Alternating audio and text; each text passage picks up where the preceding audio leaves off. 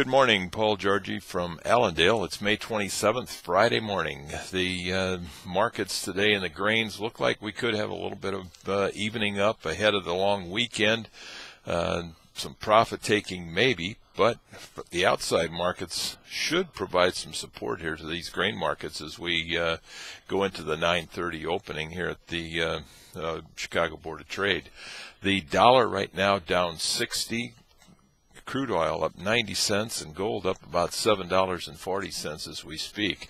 A lot of this dollar weakness is coming off of news out of the Eurozone, the Greece debt, downgrading of Japan's debt.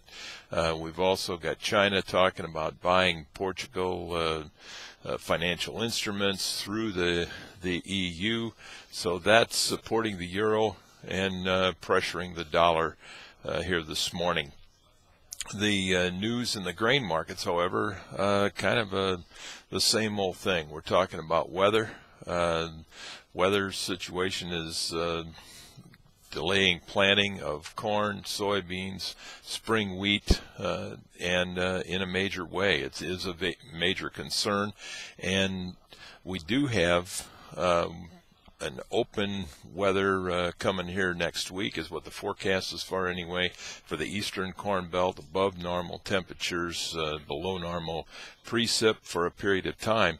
However, the talking to producers in the eastern corn belt, they feel like they need 4 or 5 days at least to dry out and give them a chance to get out on the fields, and then they've got some prep work that has to be done. A lot of weeds have grown because they haven't been able to get into the fields, so it's going to take some time, and we're going to need more than just a few days. And if they go out and plant, it's going to not be in ideal conditions. So this is certainly a concern to the trade and providing excellent support beneath the market on any kind of setbacks. Just a factoid here for you. In 2011, the unplanted acres is the second largest since 1995, when we had over 18 million acres to plant yet on June 1st. And the question then is, what kind of yield did we have in 1995? And we had yield in corn 24 bushels less than the previous year. So there's something to stick in your hat and think about. But we've also got talking about dry conditions now, and the first talk of this water and rain being shut off, that we may get weather conditions like we did in 1983. Our weather forecaster doesn't see that at all. He thinks that we'll have a very normal summer once we get through with the wet scenario that we're going through right now. The key is going to be, can we get this crop planted, and how quickly can we get it done? In the soybeans, consider them flying under the radar. The news there is pretty much non-existent, concerned about weather and getting the beans planted, but the problem there is, if they're not going to plant corn, they more than likely will plant beans and give us larger bean acres, and should be pressuring the market. However, the beans continue to climb higher. The wheat, the news there continues to be bullish.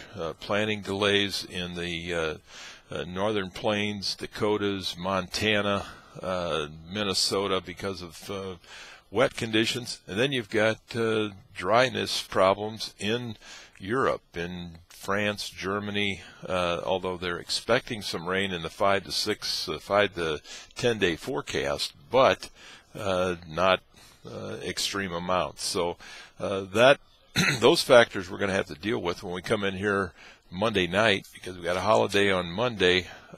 Expect a lot of volatility in the grain markets Monday evening into Tuesday morning as traders position themselves for the coming week, and that's will be factors that need to be monitored very closely. And we expect to see some evening up in the grains today. Don't expect much selling pressure, but some position evening ahead of this long weekend. Over in the livestock trade, cutout values in beef down, choice down 59, select down 79. We had a little bounce here in the middle of the week. Expect larger supplies of beef here after the holiday. We do expect the beef prices to be firming a little bit as we go into next week, as packers refill orders and refill the supply chains.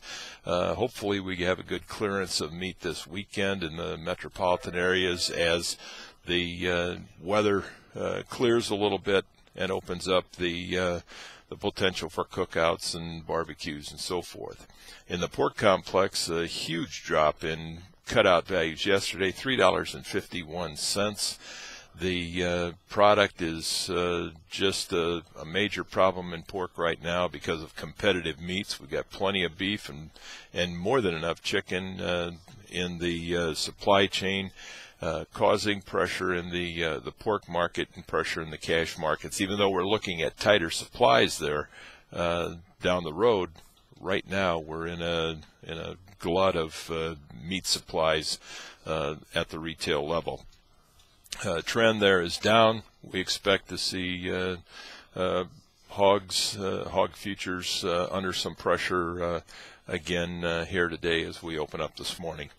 So if you got any questions, give us a call here at Allendale. We wish everybody a safe and enjoyable Memorial Day weekend, and we'll talk to you on Tuesday morning.